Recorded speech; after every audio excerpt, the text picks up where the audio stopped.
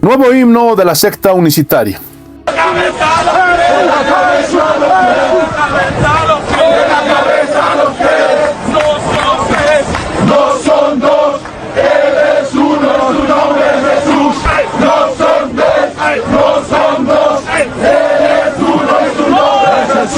Amigos y hermanos de Casa de Oración, sean bienvenidos a su programa Temas Controversiales dentro de la Iglesia Cristiana.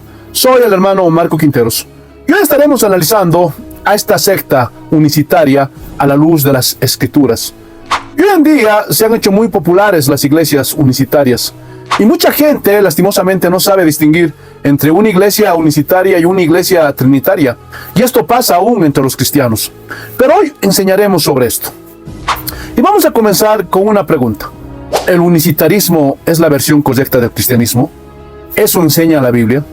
Y vamos a comenzar viendo cuál es el origen del unicitarismo. Y esta herejía nace entre el siglo II y el siglo III. Y en ese tiempo las personas no entendían bien cómo era la relación entre el Padre, el Hijo y el Espíritu Santo.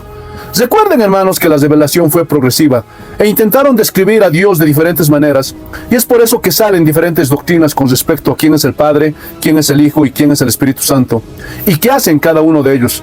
Y una de esas doctrinas fue el modalismo, y ellos creían que el Padre, el Hijo y el Espíritu Santo eran tres modos diferentes de Dios. A veces Dios estaba en modo Padre allá en el Antiguo Testamento, en el Nuevo Testamento estaba en modo Hijo, y cuando Cristo subió a los cielos, ahora Dios vino en modo Espíritu Santo. Pero seguía siendo la misma persona en tres modos diferentes. Y lo que no pueden demostrar los unicitarios es en qué modo estaban cuando los tres se manifestaron al mismo tiempo. Como por ejemplo, en el bautismo de Jesús.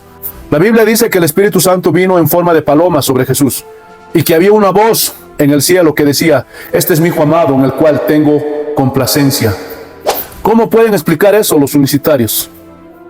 Y el argumento de ellos es que dicen que esto solamente lo vio Juan el Bautista, pero Juan el Bautista no fue el que escribió este texto. Hermanos, no tienen argumentos para poder responder a esto. Ahora, el que más impulsó esta forma de pensar fue Sabeliano, y él sacó las ideas fundamentales para comenzar algo que se conoció como el sabelianismo.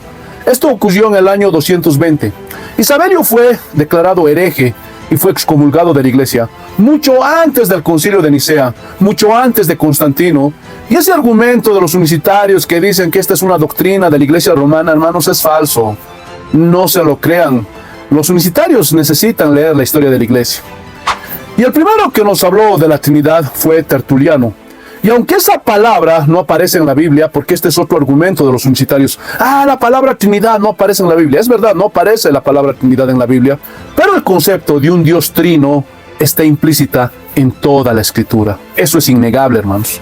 Ahora, sabelianismo o modalismo son prácticamente casi lo mismo, pero tenemos que diferenciar entre el unicitarismo o modalismo o sabelianismo, que es lo mismo, de otro concepto que es el patripasionismo, que dice que Jesús es el Padre y que el que murió en la cruz fue el Padre y que el Espíritu Santo es el Padre. Pero los unicitarios o sabelianos o modalistas no creen eso. No creen que Jesús fuera el mismo Padre. Más bien creen que el Padre es Jesús y dicen que Jesús es la versión humana del Padre. Son dos conceptos diferentes que hay que diferenciarlos, hermanos. Pero si vemos la historia moderna del unicitarismo, esto vuelve a surgir en el año 1913 en Arroyo Seco, California, donde un hombre llamado R.E. McAllister, él habló de la inconsistencia que había alrededor del bautismo. Porque en Mateo capítulo 28 versículo 19 Jesús dice: bautizando en el nombre del Padre, del Hijo y del Espíritu Santo.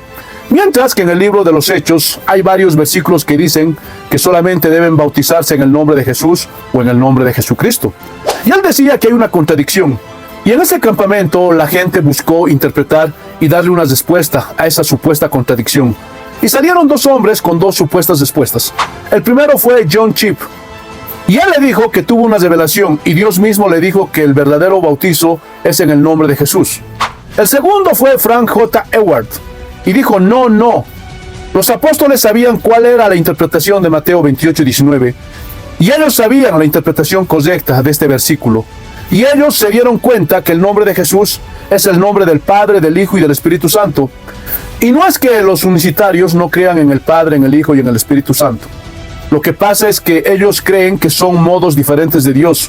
Y ellos dicen que los apóstoles entendieron estos modos diferentes de Dios, pero que el nombre que es sobre todo nombre es el nombre de Jesús.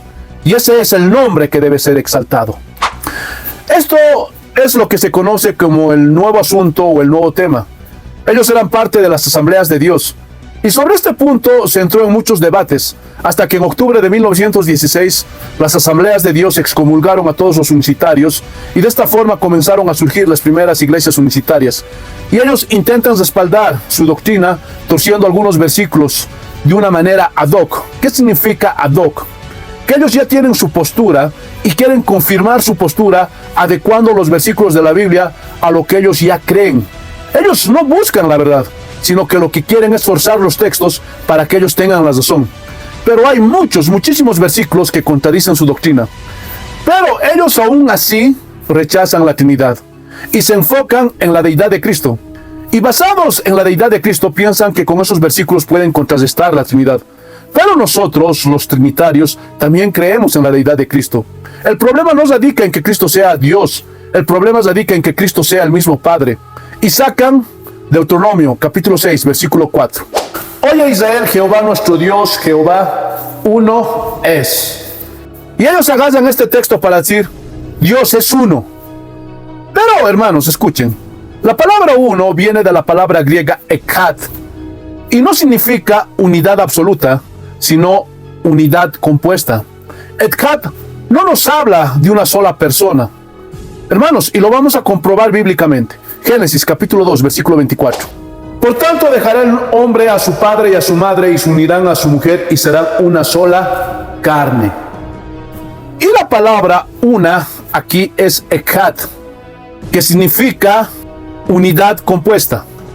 Si nosotros vemos a Adán y Eva, son dos personas diferentes, pero tienen una unidad compuesta. De la misma manera, la unidad de Dios no nos habla de una sola persona, sino de una unidad compuesta. O sea, dentro de ese único Dios habitan tres personas inconfundibles: Dios Padre, Dios Hijo y Dios Espíritu Santo. Por eso, hermanos, el Shema, Dios es uno, no les sirve a los unicitarios para argumentar su postura, pero igual lo usan. Y ellos aseguran que no hay un solo versículo en el Antiguo Testamento que hable de la Trinidad. Pero eso es mentira. Hay muchos versículos que nos hablan de la Trinidad. Pero solamente voy a sacar uno.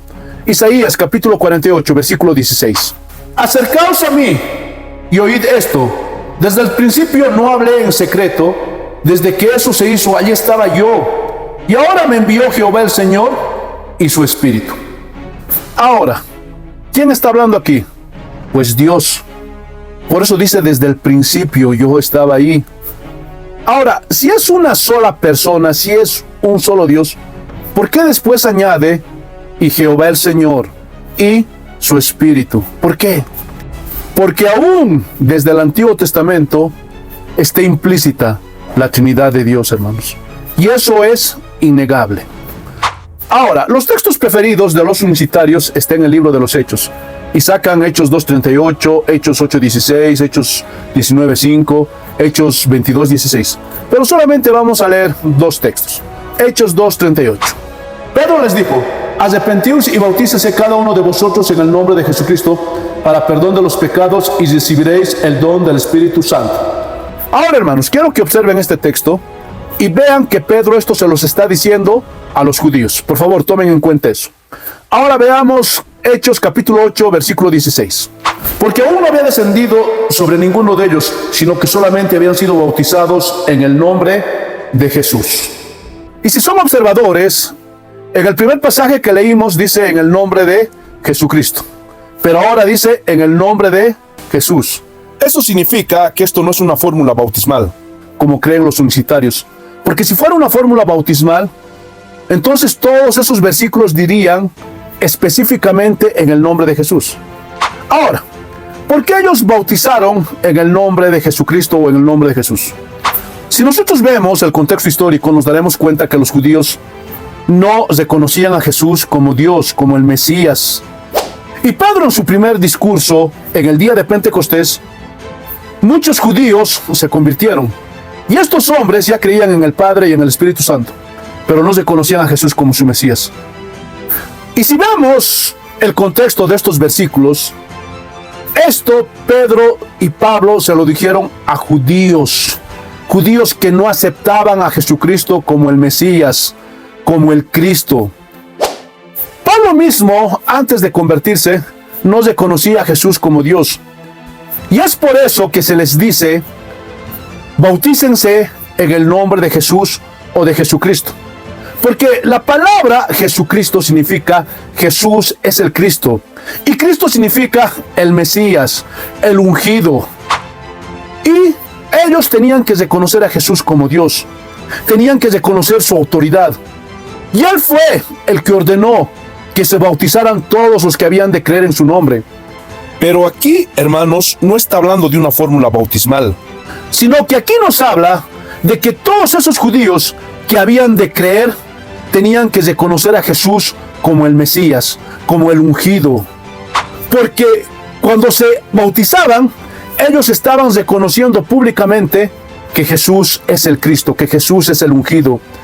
Y de esta forma estaban dejando la religión judía. Hermanos, y esto era crucial para su salvación. Por eso, no hay conflicto entre los textos de Mateo 28 y los textos de Hechos, sino que tenemos que ver el contexto histórico de por qué los apóstoles les dijeron a los judíos que se bautizaran en el nombre de Jesús o de Jesucristo. Finalmente veremos que tenemos argumentos históricos de que los cristianos del primer siglo bautizaban en el nombre del Padre, del Hijo y del Espíritu Santo. Y no solo en el nombre de Jesús, como dicen los unicitarios. Ahí tenemos la didaché, o la enseñanza de los apóstoles, que dice: el obispo o presbítero debe bautizar de esta manera, conforme a lo que nos mandó el Señor diciendo: id a ser discípulos a todas las naciones, bautizándolos en el nombre del Padre y del Hijo y del Espíritu Santo. Hermanos, eso es lo que enseñaba la didaché, o el escrito de los apóstoles. Pero miren lo que dijo Justino Mártir en el año 165 después de Cristo. Son traídos, hablando de los nuevos conversos, a un lugar donde hay agua, y reciben de nosotros el bautismo, lavamiento de agua en el nombre del Padre, Señor de todo el universo, y de vuestro Salvador Jesucristo, y del Espíritu Santo. Pueden ver, hermanos, que los padres de la iglesia ya enseñaban que la fórmula bautismal era en el nombre del Padre y del Hijo y del Espíritu Santo. Y hay muchos padres de la iglesia que enseñaron sobre esto. Pero vamos a ver un ejemplo más. Y vamos a ver a Basilio, año 362 después de Cristo. Y él aclara aún más sobre este tema. Nadie se ha engañado ni suponga, porque los apóstoles frecuentemente omitían los nombres del Padre y el Espíritu Santo en hacer mención al bautismo, no en la fórmula cuando están bautizados. No sea importante invocar estos nombres. Pueden ver, hermanos, que Basilio ya hablaba que el bautismo debe ser en el nombre del Padre, del Hijo y del Espíritu Santo, y que si los apóstoles omitieron los nombres del Padre y del Espíritu Santo, fue porque los judíos no querían reconocer a Jesucristo como el Mesías, como ya lo explicamos anteriormente. Pero la fórmula bautismal es en el nombre del Padre, del Hijo y del Espíritu Santo. Hermanos, esto es lo que enseña la Biblia y la historia de la iglesia. Pero, ¿qué opinan ustedes? Si quieren pueden comentar ahí abajo en la cajita de comentarios, pero por favor háganlo con respeto. Y si quieren apoyar este canal, les pido por favor que oren por nosotros, que compartan este video por todas sus redes sociales, se suscriban y también que le den un like a este video. Y si Dios lo permite, en 8 días nos vemos con una nueva enseñanza. Un abrazo para todos. Paz del Señor.